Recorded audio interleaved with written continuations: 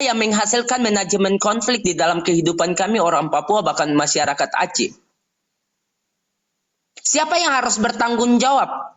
Bicara tentang konsep manajemen konflik, yang bisa memahami konsep manajemen konflik hari ini hanya mohon izin. Ini saya langsung membalas dulu komentar yang ada. Saudara Andra banyak bicara terhadap solusi.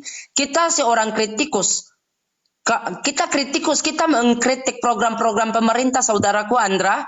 Tapi kalau hari ini dimintakan kita berikan solusi, berarti bubarkan saja ini negara, lepaskan Aceh dan Papua merdeka. Itu solusi terakhir. Dasar pembicaraan kita jelas. Kami di sini tidak memberikan gambaran bahwa kita harus marah sama Indonesia.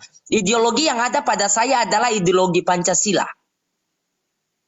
Tetapi bagaimana Pancasila itu bisa diterjemahkan dan kemudian bagaimana Pancasila itu bisa dinikmati melalui hak-hak kebebasan.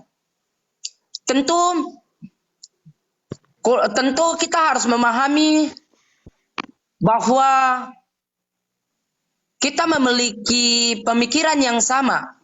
Negara ini kalau tidak ada kekacauan, tidak akan ada spirit untuk melakukan pembangunan daerah. Tapi sampai kapan masyarakat Papua harus dijadikan sebagai sentral manajemen konflik?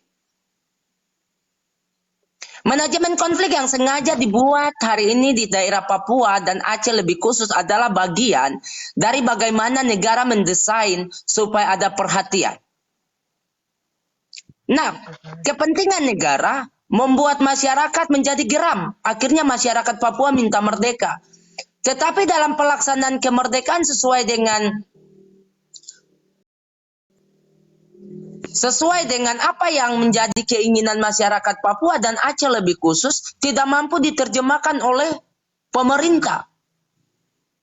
Hari ini Aceh dan Papua hanya dikatakan bahwa mereka ngotot karena kepentingan perut. Sebenarnya tidak. Kita harus memahami bahwa bicara tentang damai sejahtera, itu mereka butuhkan itu.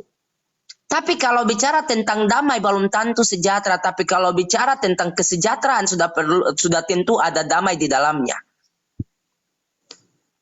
Oleh karenanya bagaimana caranya hari ini kita harus menciptakan damai itu. Salah satunya kita diam, kita ditindas, kita ribut pun kita diselewengkan. Kita didiskriminasikan. Kekhususan Papua hari ini bicara tentang bukan hanya secara umum, tapi bicara kekhususan itu apa sih yang harus dikhususkan kepada orang Papua dan apa yang harus dikhususkan dari Aceh. Oke, dalam kebebasan itulah otonomi khusus itu diberikan, namun kebebasan itu ada sedikit beda. Kenapa beda? Secara mayoritas penduduk Papua beragama Kristen dan secara mayoritas penduduk Aceh beragama Muslim. Di sana di Aceh khusus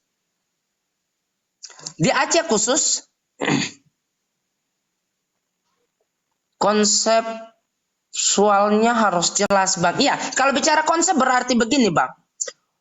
Otonomi yang diberikan kepada Aceh saya pikir agak sedikit bagus karena hak berpolitik secara lokal diberikan kesempatan dengan mengedepankan syariah Islam yang memang menjadi nilai kekhususan Aceh sendiri. Tetapi apakah keperpolitikan itu, hak-hak berpolitik itu diberikan secara khusus kepada Papua dengan mengedepankan nilai-nilai budaya Papua? Saya pikir itu perlu dipertanyakan. Dan yang kemudian, kenapa Aceh diberikan kesempatan untuk ada dalam partai politik lokal, sedangkan kita di Papua tidak diberikan kesempatan itu? Kekhususan seperti apa yang memang pemerintah mau dari kita, Papua khususnya?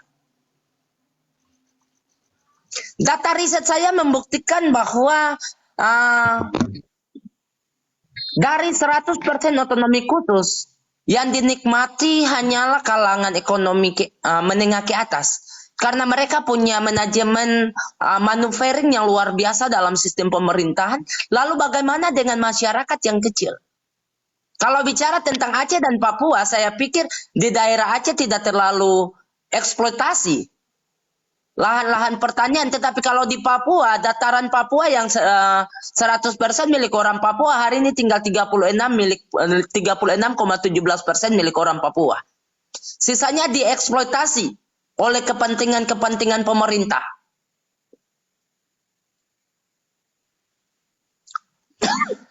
Oleh karenanya nanti perkembangan ini akan pembahasan ini akan makin luas lagi. Saya minta tanggapan dari teman-teman yang ada supaya kita tetap ngobrol enak, ngobrol pintar, namun tetap ingat bahwa kita berdebat pakai adab.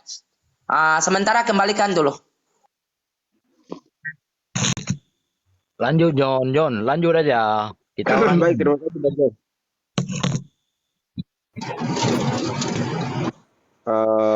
Teman-teman minta maaf ini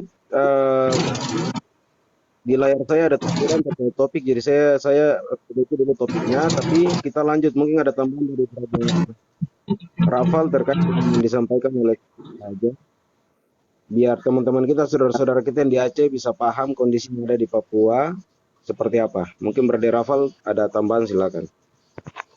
Iya, buat saya tambahkan sedikit ya, buat teman-teman yang tidak bicara bisa mic-nya dimatikan kah?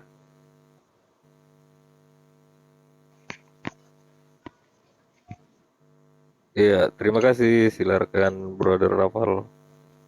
Baik, memang betul otsus di Papua ini tuh ini pincang. Kalau ini saya rasa teman-teman juga harus perlu cek bagaimana undang-undang Aceh itu dia berbunyi, undang-undang Aceh. Kita undang-undang otsus di Papua itu tidak berbunyi terkait dengan bagaimana ketika pelanggaran HAM dilakukan oleh Tentara Nasional Indonesia, itu sidangnya dibuka secara umum. Itu dalam undang-undang otsus Papua tidak dijelaskan. Tapi di undang-undang Aceh itu ada, begitu. Dan hal ini yang membuat kasus-kasus yang ada di Papua paling terkenal sekali, salah satunya itu kasus Pendeta Zanambani. Itu sampai sekarang kita tidak tahu kasusnya itu seperti apa, gelap, begitu. Kasusnya TSLY, begitu. Kasusnya ini Pendeta Zanambani itu kan beruntun, gitu, beruntun.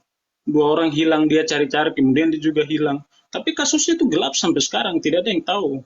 Gitu, karena kita punya undang-undang tidak melindungi kita. Undang-undang yang mereka bikin itu hanya terkait dengan uang, mereka bicara terkait dengan uang, begitu. Rekonsiliasi yang mereka bahas dalam undang-undang tidak pernah jalan sampai sekarang.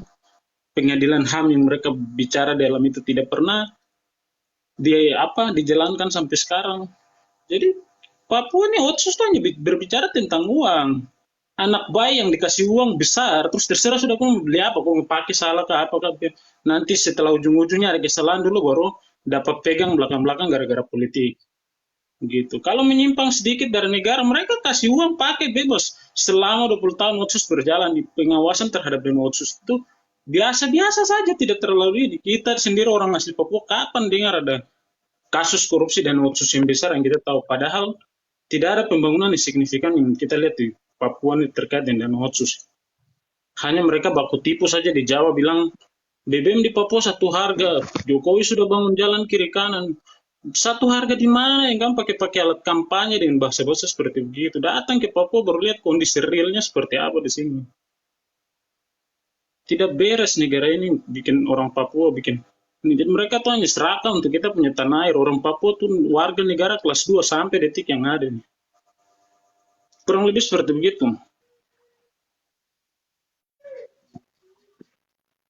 Kalau bicara dan otsus orang Papua yang Papua makan, ya kalau sudah tahu orang Papua makan, kenapa tidak ditangkap dari dulu-dulu?